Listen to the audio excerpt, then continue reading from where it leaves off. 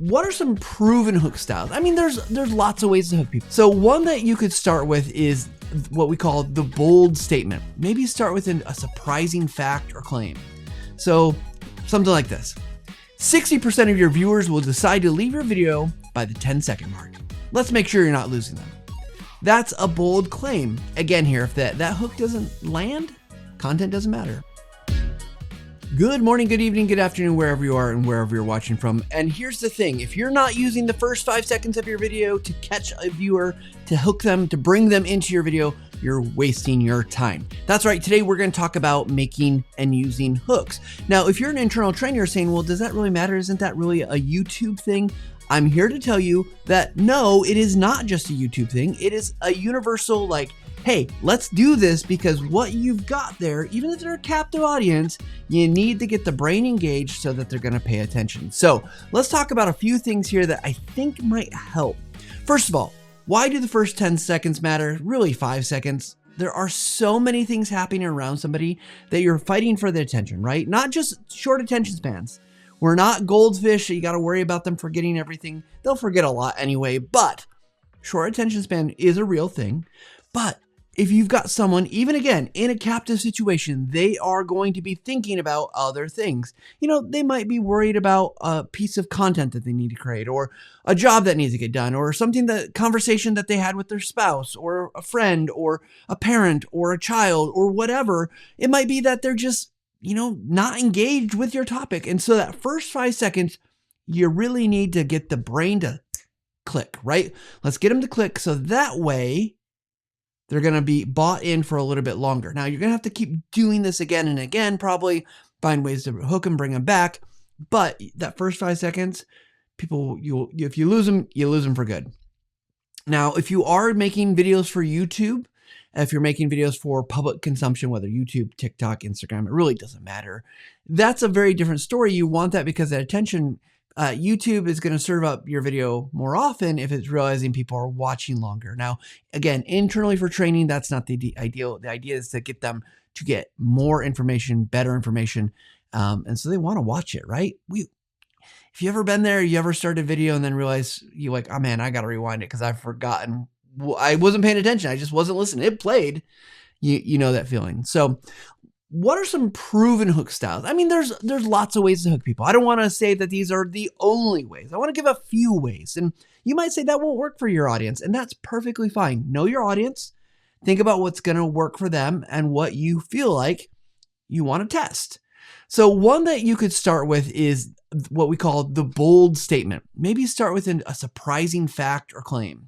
So something like this. 60% of your viewers will decide to leave your video by the 10-second mark. Let's make sure you're not losing them. That's a bold claim. Maybe that number is too small. Maybe it's not bold enough. Now, I'd want that to be accurate. I'd want that to be true. But you want to do something that's going to grab them or maybe set them on their head. And again here, if that hook doesn't land, content doesn't matter. So think about what you could say that's going to bold and really just maybe grab their attention and use it strategically. Another thing that you might want to use as a hook is maybe a pain point, right? People are looking for like, hey, how does this help me? Relation to the content is really important, right? We've seen in the video viewer study over and over and over again, people want the content to be relatable. Does it solve my problem? Does it help me be more safe? Does it, is it going to make me more money? Am I going to be able to do my job better, faster, easier? Is it going to whatever? And so you really want to think about that pain point. So maybe something like struggling to get anyone to finish your training videos. Here's the fix. Okay, I'm struggling to get people to finish my videos, so I want to watch that. Or you could think about whatever your topic is and apply it there. A next type of hook that you could go with is what we could call the instant win, right?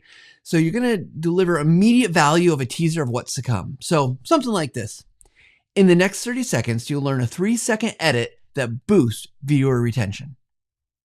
If you're in that like, oh man, 30 seconds, I can spend 30 seconds. 3-second edit, I can take time to do 3 seconds of editing on my videos, and it's going to boost my viewer retention. I'm in. Now, if you make a bold promise like that, you need to be able to deliver. You can't make that a 30-minute video that's showing you a process that's going to take 10 minutes. What you need to do is be able to make that really a promise that you can deliver on. But you can see how that hooks them in. Now, you do have to be careful about bait. Bait is this idea, clickbait, hook bait, whatever you want to call it, is where you're going to promise something up front really big. If you do this 3-second cut, you're going to make $1 million. Really? I can't promise you that. I can't promise you that. No one can promise you that. So you have to be really careful about doing that. That's bad. You do not want to do that because you're going to engage them and they're going to realize that it's a bunch of BS and then you're going to lose them. But you're not just going to lose them for that video. You're going to lose a lot of trust with them, and you do not want to lose trust. So what are some other mistakes that happen when people are making videos around intros? First of all, too much intro fluff. So, as a podcast, I was debating, do I start this podcast my normal way, or do I just go in with a hook? And I started the normal way, but it'd be like, hi, I'm Matt Pierce from TechSmith, and this is blah, blah, blah, blah, da, da, da, da, da, da, da, da, da, da, da, and on and on and on and on and on, right? That's a good way to lose people, especially in video, especially if they know who you are or if it doesn't matter who you are. You want to be really thoughtful about that. Now, another thing you could do that could be too much intro is starting with a blank screen or a logo. Look, there was a time period where logos were really popular. Everyone did it. You had it at the very beginning. It kind of signaled your brand. Stop doing it. It's no longer the thing you need to do. That first 5 seconds is way too much valuable real estate. Don't start with an intro or a logo. Jump to the content. Give me something. Help me understand where we're going, why we're going there. What's it going to give me? Those are going to be your benefit. That logo, that's for you. That's not for me because frankly, we don't care. Now, the other thing, and I've kind of already said about it, just reiterate it because I think it's so important, is make sure that you have a clear benefit. Why should they stay watching? And then make sure the context around your video, your thumbnail, your title, your description, if you're doing ads, doing whatever, all fit to that video, right? Like it's all tied together. So like I see this title, 7 great ways to blah, blah, blah. Okay, my video better be about 7 great ways to do blah, blah, blah. So you want to make sure it's all cohesive. Now, let's focus on for a minute internal videos.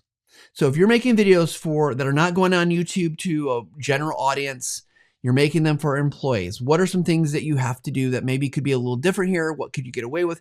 Obviously, there's a lot more flexibility because, again, more than likely they're being compelled to watch it. You're going to have them go through this training. They're going to have to do it. They need to check the boxes so that they get their compliance or whatever it might be. So we still want to set it up, though, so that they want to watch it. There's a vast difference between when I want to learn something and when I'm forced to learn something. I don't learn very well when I'm forced to, but when I want to, I'll put the time and effort in. I'll pay more attention. And I think that's just a fundamental for any training, not just video, but think about it. Another thing is thinking about using those hooks appropriately for your internal audience. Maybe there's something that is very tied to your organization or company, or frankly, their pain points a little bit better. So maybe it's you're doing something about process and learning. This will save you 5 emails a week. Oh my gosh. I know it's only 5, but yes, please. Or 1 minute from now, you'll know how to cut 30% of your processing time. Or 1 minute from now, you'll be an expert in filling out this system. Whatever it is, filling out the system, filling out a time card, you could figure out what that benefit is and give it to them up front. Don't be shy about it. I know it feels kind of like weird, but it's not. It's actually really, really helpful. And what's going to happen cognitively, you're going to start to turn the gears a little bit, and it's like, oh, the brain's going to be like, oh, we want that reward. We want that outcome. And so our brains are going to get into it. Okay, so remember, the hook isn't just a flashy moment. It's the value proposition in 10, probably 5 seconds or less. You've got to get into it. You got to hit it hard. You got to want it, right? You got to put it there so that they want it. Now, there are cases where that might not work. You're doing a longer podcast, and there's a reason I start with who I am. You can justify away the hook. You can do other things, but be mindful that when you do that, it's got to be an intentional decision, not just a lazy one.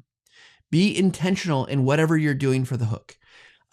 If you're introducing someone who's new, who this audience maybe doesn't know, maybe you've got a new senior executive, right? And they're introducing themselves to the company as part of an initiative and a rollout. yeah, they're going to have to introduce themselves. I'm still going to argue that it doesn't have to be the first thing. They should say something of value and then let them introduce themselves, because then they've already given some value. People like that. So here's what I'd like you to try to do as we wrap up today's show. First, try something new. Try a new hook style in your next video. Let me know how it goes. Or if you've got a great hook style that you're like, hey, Matt, have you tried this one? I would love to hear about that. I'm serious. I'd love to see it. I'd love to experience what your viewers experience and then have you tell me why you think it works so well or what you learned from that if it didn't work so well. You can always email me at thevisuallounge@techsmith.com. Of course, we'd love if you would like and subscribe. We'd love it if more people heard about the Visual Lounge and we're getting great tips. If they're making videos, let me tell you, we talk about making videos. We talk about learning. We're talking about AI. We're talking about these things pivotal in the learning and development space. And we'd love to hear from you about what's working, what's not working. And if you'd like, share the podcast with someone who you think would help. All right, with that said, I'd like you to remember that our motto here, it's been a long time that we'd been talking about, but we'd like you to take a little time to level up every single day.